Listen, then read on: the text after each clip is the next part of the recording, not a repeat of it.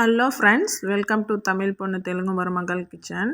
இன்றைக்கி நம்ம பருப்பு போலி தாங்க செய்ய போகிறோம். இது ரொம்ப ரொம்ப டேஸ்டியாக இருக்கும், ரொம்ப சாஃப்டாகவும் இருக்குங்க.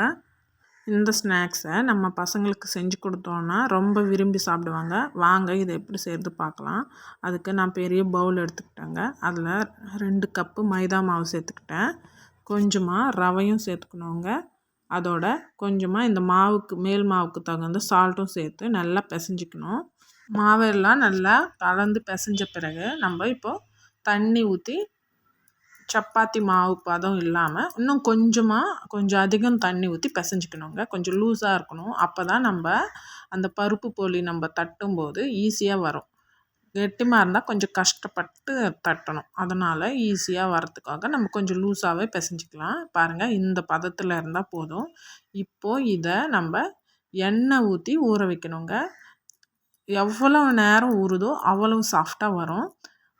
நம்ம ரவுண்டாக பிடிச்சி வச்சா அதுக்கு ஃபுல்லாக எண்ணெய் ஊற்ற முடியாது இல்லையா? அதனால் நம்ம அதை தட்டிட்டு அந்த குண்டாவில் ஃபுல்லாக தட்டி விட்டுட்டு மேலே எண்ணெய் இருக்கிற மாதிரி எண்ணெய் ஊற்றி நம்ம அதை ஒரு 2 மணி நேரம் ஊற வச்சிடணுங்க.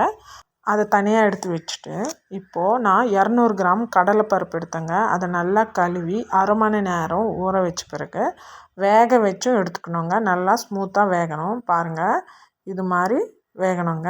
இப்போ இதை நல்லா ஆற வைக்கணுங்க. தண்ணியெல்லாம் வடிச்சிட்டு நல்லா ஆற விட்டு எடுத்துக்கணும். அப்போ தான் நம்ம வெல்லம் சேர்க்கும்போது அது தண்ணி விடாது. அதனால் எவ்வளோ நல்லா ஆறுதோ அவ்வளோ நல்லா இருக்குங்க. பாருங்கள், நல்லா ஆறியாச்சு. இப்போது நான் 200 கிராம் கடலைப்பருப்பு எடுத்தேன் இல்லையா? அதனால் 200 கிராம் வெல்லமும் எடுத்தேன். இப்போது பருப்பு கொஞ்சம் அந்த வெல்லத்தை கொஞ்சம் போட்டு மிக்சியில் அரைச்சி எடுத்துக்கலாங்க. ஸ்மூத்தாக அரைக்கணும். திப்பியாக இருந்தாலும் நம்ம தட்டும்போது நம்ம கைக்கு படும். அதனால் ஸ்மூத்தாக அரைச்சிக்கணும். எல்லா பருப்பையும் வெல்லத்தையும் சேர்த்து நல்லா அரைச்சி எடுத்துக்கிட்டு அதை எல்லாத்தையும் பிசைஞ்சிக்கலாங்க. நல்லா எல்லாத்துலேயும் வெல்லம் ஒரு இதில் நான் அதிகம் போட்டு அரைச்சேன், ஒரு இதில் கம்மியாக போட்டு அரைச்சேன். அதனால் எல்லா வெல்லமும் பருப்பும் சேர்ற மாதிரி நம்ம கலந்து பிசைஞ்சிக்கணும். இப்போ நான் வேறு பிளேட்டில் மாற்றி நல்லா பிசைஞ்சிக்கிறேங்க. இப்போ பிசைஞ்சியாச்சு. இப்போ நம்மளுக்கு எந்த சைஸில் உருண்டை தேவையோ அந்த சைஸை நம்ம உருட்டி எடுத்து வச்சுக்கலாம். நான் இந்த மாவில் 21 உருண்டை செஞ்சு வச்சுக்கிட்டேங்க. நம்மளுக்கு எந்த சைஸில் தேவையோ அந்த சைஸில் செஞ்சுக்கலாம். இன்னும் பெருசாக வேணும்னாலும் செஞ்சுக்கலாங்க. அது ஒன்றும் தப்பு இல்லை. நம்ம செய்கிற விதத்தில் தான் இருக்குது. இப்போ நான் 2 மணி நேரம் ஊற வச்சுருந்தேன் இல்லையா? அந்த மாவு பாருங்கள் நல்லா ஊறிடுச்சு. அந்த எண்ணெயில் நல்லா ஊறிட்டுருக்கோங்க. இப்போ பாருங்கள், ஸ்மூத்தாக ஆகிடுச்சு. இப்போது நம்ம எண்ணெய் தடவவே தேவையில்லை. ஏன்னா நம்ம முன்னாடியே எண்ணெய் ஊற்றி தான் ஊற வச்சுருக்கோம். அதனால் அந்த எண்ணெயே சரியாக போயிடும்.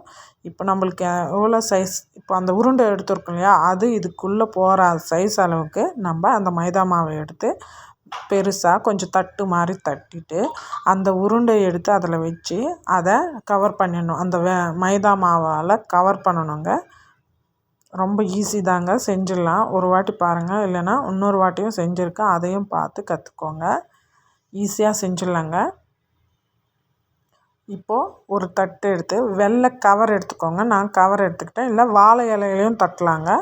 நான் கவரை வச்சு அதில் எண்ணெய் தடவி பாருங்கள் இது மாதிரி தட்டி எடுத்துக்கிட்டோன்னா பருப்பு போலி ரெடி. நம்ம எடுத்த மாவுக்கு இந்த சைஸில் வரோங்க. இல்லை உங்களுக்கு இன்னும் பெருசாக வேணும்னா நம்ம அந்த கடல் பருப்பு வெல்லம் அரைச்சி வச்ச உருண்டை செஞ்சோம் இல்லையா? அதை இன்னும் கொஞ்சம் பெரிய உருண்டையாக பிடிச்சிக்கிட்டோன்னா பெருசாக வருங்க. இப்போது நான் இன்னொரு தடவையும் செஞ்சு காமிக்கிறேன், நீங்கள் பொறுமையாக பாருங்கள். ரொம்ப ஈஸி தாங்க, செஞ்சிடலாம். ஒரு தடவை பார்த்தா போதும். நான் இன்னொரு தடவையும் காட்டுறேன். அதே மாதிரி கவருக்கு எண்ணெயும் தடவிட்டு ஒரு சின்ன மைதா மாவு உருண்டையை தட்டிட்டு அது உள்ள நம்ம முன்னாடியே செஞ்சு வச்சுருந்த கடலைப்பருப்பு வெள்ளை உருண்டையும் அதில் வச்சு இந்த மைதா மாவால் கவர் பண்ணிவிடுங்க. பாருங்கள், இப்போ நம்ம இதை மெதுவாக தட்டுங்க. அப்போ தான் கரெக்டாக இருக்கும். ஆனால் ஒன்றும் ஆகாது. எண்ணெய் தான், நம்ம எண்ணெயில் ஊற வச்சோம் இல்லையா? அதனால் அது ஒன்றும் ஆகாது. இப்போது இது மாதிரி தட்டி எடுத்து நம்ம தோசைக்கல்லில் சுட்டு எடுத்துக்கிட்டோன்னா சுவையான பருப்பு போலி ரெடி.